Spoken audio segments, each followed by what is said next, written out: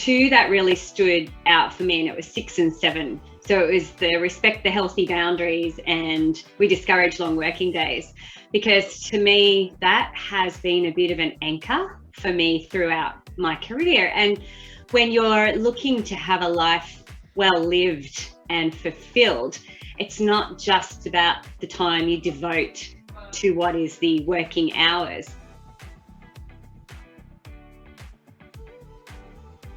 We're not going to, extend the working days just to try and fit more in, but really be open and transparent about where we're at that given point in time. And sometimes, a lot of times until you practice it a bit, it's quite uncomfortable because you are being vulnerable. So that's a boundary that I've put around, and that's a work day that I've designed over 6 years ago to ensure that when I'm visible and in person, people get the most of me without me burning myself out at either end. I was very clear about the boundaries I was setting. I understood in myself how I worked and how I wanted to see this happen. I knew what the organisation needed of me in that process of being available. And I also knew what was important, and it was all about my family.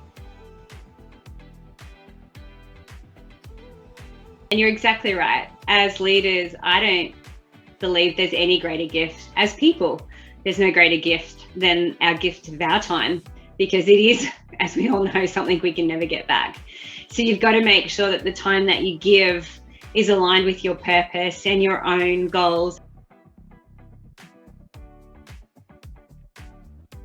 So for me, when we spoke about becoming a champion for the Mindful CIO movement, I really did go through the manifesto and I said, which one of these wouldn't I be a part of? And there's none, like every single one of them, even 2.0, right? I can see what's required.